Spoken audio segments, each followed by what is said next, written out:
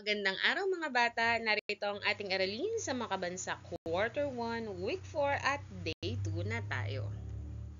At para sa ating layunin na ipakikita ang kakayahan sa sining ng pagguhit at pagkulay, nakagagawa ng halimbawa ng sining sa pagguhit at pagkulay.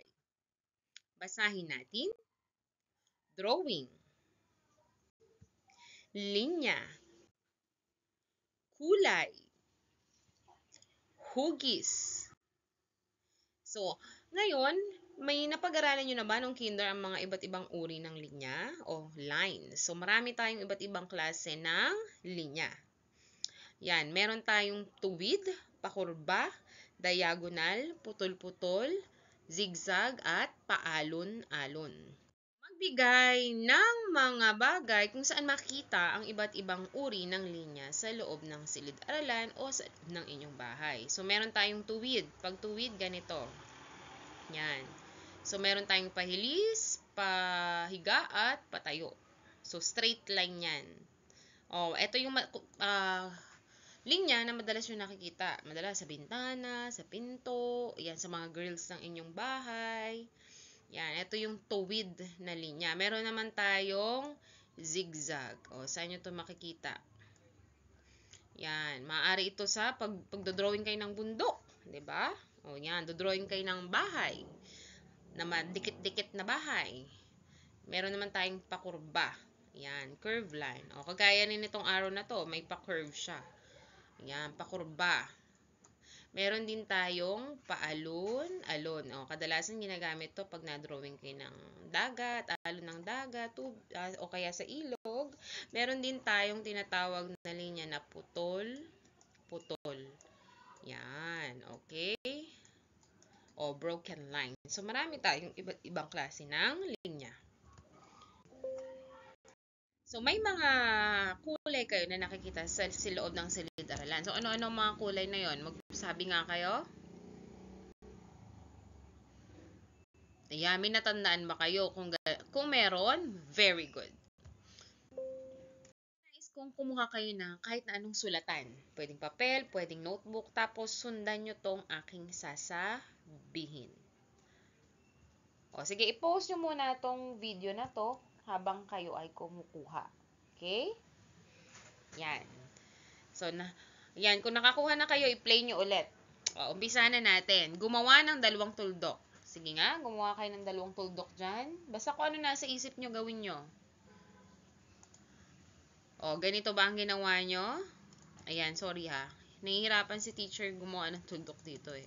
Sandali lang. Ulitin natin. Dalawang tuldok. Ayan, isa. Dalawa.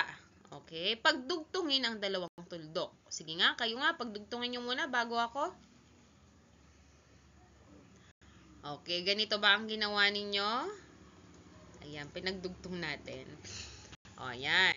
Kasunod, gumawa ulit ng maraming tuldok. Tuldok, tuldok, tuldok, tuldok, tuldok. Yan, dami kong tuldok. Pagdugtungin ang mga tuldok upang makagawa ng iba't ibang linya. Yan. So, pagdudugtong, dugtungin ko yung tuldok. Yan, i-connect natin. So, kung ganito naman ang tuldok na ginawa nyo, yan, pwedeng ganyan. Kaya, ganitong tuldok ang ginawa nyo, ayan, pwede rin ganyan. Basta i-connect nyo lang. Pagdugtong-dugtongin na. Halimbawa, ang ginawa nyo tuldok ay ganito. 1, 2, 3, 4, 5. Ganyan. So, i-connect nyo. Yan, nakakagawa pa rin tayo ng iba't ibang linya. Yan, dagdagan ang mga tuldok na nagawa. Pagdugtungin muli ito upang makagawa ng iba't ibang hugis. So, gawa tayo ng tuldok kung saan makakagawa tayo ng triangle of tatsulok. Yan. So, pagdugtungin natin. Yan. Ito naman, tuldok na to. Yan, pagdugtungin natin. Okay, very good. So, ang linya ay nagsisimula sa isang tuldok. Kapag ang dalawa o mas marami pang tuldok ay inyong pinagdugtong-dugtong, nabubuo ang linya. Yan. So, ito ang iba't ibang uri muli ng linya. Meron tayong patayo, O patayo, ito'y pahiga ha. Nagkamali lang dito. Pahiga at pahilis. So, ang tawag dito is tuwid na linya o straight line.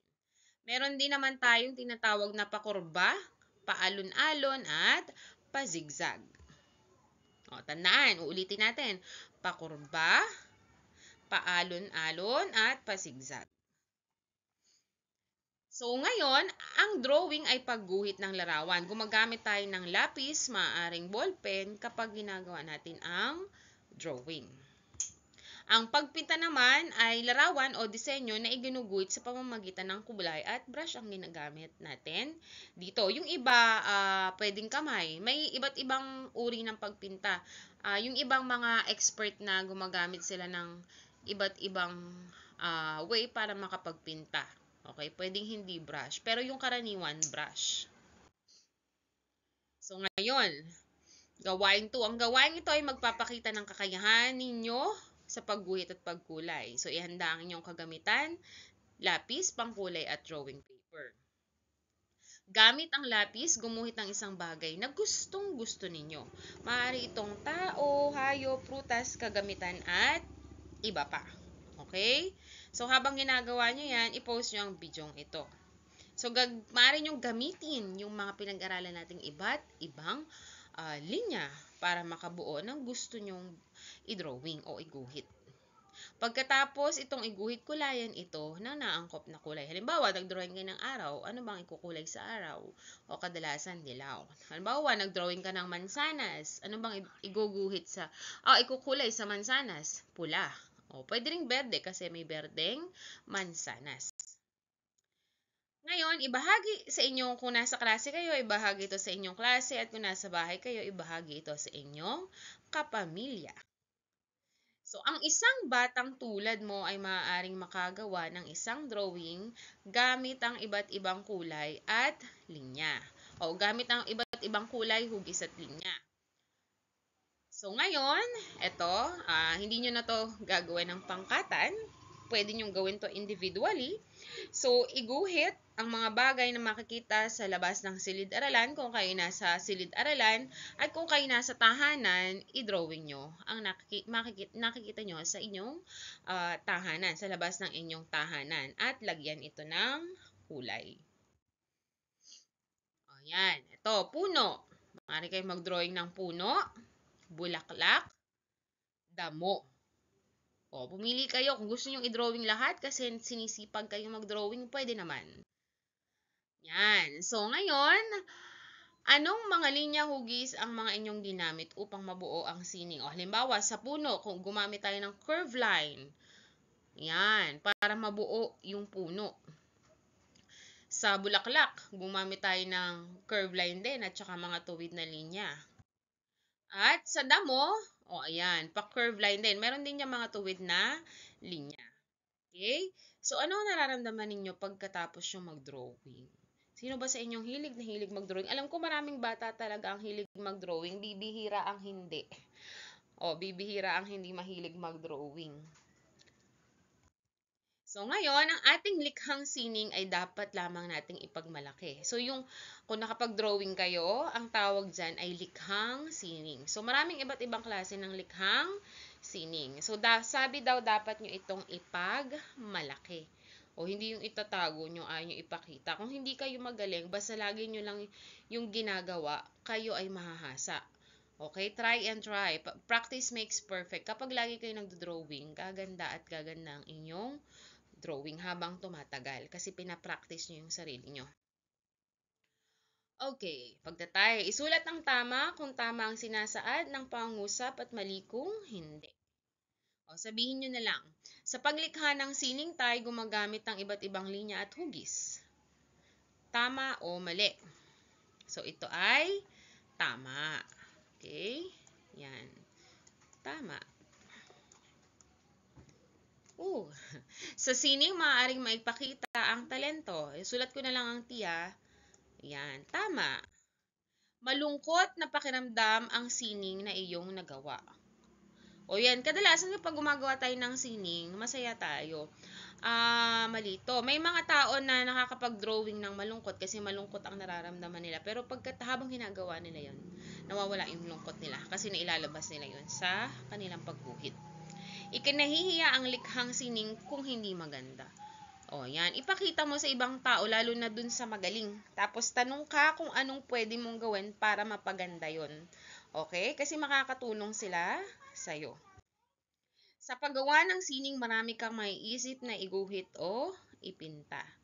Okay, tama yon. Yan. So, ito, maaaring dagdag na gawain para sa susunod na aralin. Ito yung gagawin natin sa susunod. Pwede kayo mag-prepare ng dyaryo, papel, pandikit, gunting, pangkulay, o tape. Okay? Ayan, para ito sa susunod nating gawain, ha? O, hanggang dito na lamang at salamat sa inyong pakikinig. Paalam!